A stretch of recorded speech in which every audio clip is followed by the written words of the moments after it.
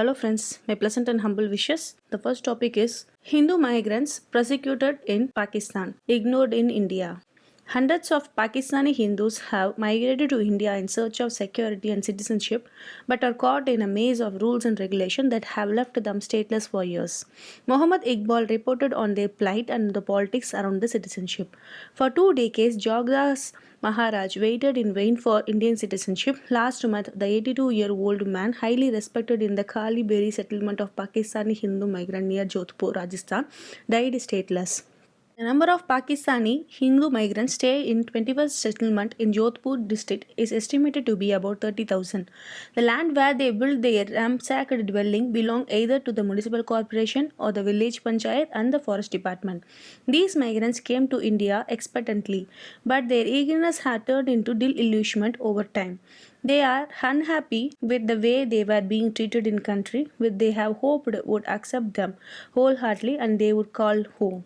A maze of rules and regulations. While growing a sense of insecurity in Pakistan has led to migration of thousands of Hindus over the past 2 decades, they cannot expect to get the status of refugee because India is not a signatory to the 1951 UN Convention relating to the status of refugees nor its 1967 protocol.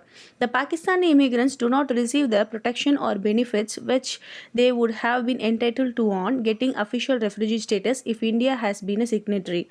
All foreign nationals including asylum seekers, are governed by provisions of Foreigners Act 1946, the Registration of Foreigners Act 1939, the Passport Entry into India Act 1920, and Citizenship Act 1955, as well as the rules and orders framed under these laws. The Union government possesses the power to detain and deport foreigners and restrict their movements, but it has no international obligation to enact legislation for refugees. For assessing legal entitlements and service, Indian citizen is the only viable option of migrants. But the migrant face major challenges in obtaining citizenship status, ranging from the condition of having stayed in India for a certain number of years to keep the registration permit from the Foreigners Registration Office up to date, and paying a hefty fee for frequent renewal of the long-term visas. Having all the Indian documents is not enough. The migrant must also hold an unexpired Pakistani passport, which can only be obtained at the Pakistan High Commission in New Delhi. Bakhchan Bihil, who left his medical practice in Karachi and crossed the border in 2014, says that most of the migrants are illiterate and unable to decipher and navigate their maze of rules and regulations, which makes them vulnerable to deceit and exploitation by the government officials. Next topic, Center sets up online module to map out school children. The aim is to connect them to mainstream education through special training centers. With COVID disruption to education leading to high levels of dropout, the center has set up module to map out school children and connect them to mainstream through special training centers. In a letter to state government on Friday, Education Ministry Joint Secretary Manish Kar directed them to upload all about out-of-school children at the block level for monitoring purpose. In order to facilitate age-appropriate admission of out-of-school children in the age group of 6 to 14 years in regular schools, financial provisions are made in scheme for arranging special training to bridge their learning gaps and mainstreaming them in schools, it said in the letter. The online module, it said, would allow for the mapping of children with the nearest special training centers to provide bridge courses. For out-of-school children in 16 to 18 years of age group and belonging to social and economically disadvantaged group, financial assistance have been made available for the first time for the year 2021 to 22 to continue their education through open or distance learning mode, it added. In January, the Education Minister has directed states to conduct comprehensive door-to-door survey to identify children who were out of schools and migrant students affected by COVID-19 disruptions. They were told to prepare an action plan to prevent increased dropouts, low enrollments, loss of learning, and deterioration in the gain made in providing universal access, quality, and equality in recent years. Schools were also asked to relax detention norms in order to prevent dropouts in a year when COVID-19 has disrupted teaching and learning process. Globally, UN has estimated that almost 24 million school-age children are at risk of dropping out from education system due to the pandemic. Border Roads Organization set up 2 centers of excellence. Defense Minister Rajnath Singh on Friday inaugurated two centers of excellence established by the Border Roads Organization at Seema Sadak Bhavan in New Delhi. At the event, Mr. Singh also flagged off the first ever solo woman motorcycle expedition by Kanjan Urugsandi to Umling Pass, Ladakh and back. The center have been established to achieve excellence in road safety as well as foster growth in construction of roads, bridges, airfields and tunnels, a Defense Ministry statement said. The Center of Excellence for Road Safety and Awareness aims to create awareness about road safety through analyzing, sharing of road accidents and suggesting methods to save precious lives. The Center of Excellence for Road, Bridge, Air Safety and Tunnels focused on institutionalization, the knowledge gained over years in development of almost 60,000 kilometers of roads, 56,000 meters of bridges, 19 airfields and 4 tunnels in the eastern and northwestern parts of country. During the event, Mr. Singh also launched 4 software to improve the work efficiency of BRO personnel, human resource management, recruitment management, enrollment and works management. India Kuwait signed MOU for cooperation on recruitment of domestic workers.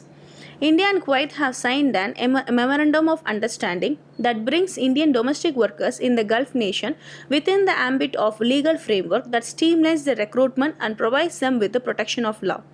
The MOU has signed on Thursday by the Indian Ambassador C.V. George and Deputy Minister for Foreign Affairs of Kuwait, Mahdi Ahmad Al-Dhafari, in presence of visiting External Affairs Minister S. Jaishankar and his Kuwaiti counterpart Sheikh Aham Nazal Al-Muhammad Al-Shaba. The MOU seeks to establish a mechanism for 24-hour assistance to domestic workers. It provides for the establishment of joint committee for the periodic review and assessment and to follow up the implementation of MOU, which will conduct annual meeting. Around 1 million Indians reside in Kuwait. India is among the largest trading partners of Kuwait and Gulf nation in the major supply to Oil India. Night Watchman, Malcolm X biography wins arts pulsars. Pulsar's judges called the Eldridge novel a majestic polyphonic novel about a community's effort to halt the proposed displacement and elimination of several Native American tribes in 1915s, rendered the dexterity and imagination. Stories of race, racism and colonialism in US swept the Pulitzer Prize for the Arts from Lucy Eldridge's novel, The Night Watchman, to a Malcolm X biography co-writer by the late Els Payne to Cathedral Hall play, The Hot Wing King. The award was announced on Friday during a remote ceremony that honored the best work in journalism and arts in 2020, a year defined in the part by police killing of George Floyd and protest and reckoning which followed. Djokovic defeats 13-time champion Nadu in greatest French Open display. Novak Djokovic handed 13-time champion Rafael Nadal only his third defeat in 16 years and 108 matches at the French Open on Friday to reach his 6th Roland Garros final in an epic showdown, which event beat the country's COVID-19 QFO. Finance Minister of Tamil Nadu urges bank to extend credit to MSME sectors. A special meeting of the state-level bankers committee chaired by Finance Minister PTR Palnivel Tyagarajan was held on Friday through video conference. The government has requested that the meeting be held with bankers to discuss the need to support micro, small and medium enterprises that have been affected by COVID-19, according to the release. Stressing the important role of banks in economy, Mr. Palnivel Tyagarajan said the pandemic has disrupted the economy and affected the lives and livelihoods of people working in unorganized sector and the MSMEs to great extent. The MSMEs were important to economy as they provide jobs to lakh of people, he added. The MSMEs did not have the luxury of reconstructing or diversifying like big business and were therefore in need of support from bank, urging the bank to focus on extending credit to these units through the schemes of state and union governments.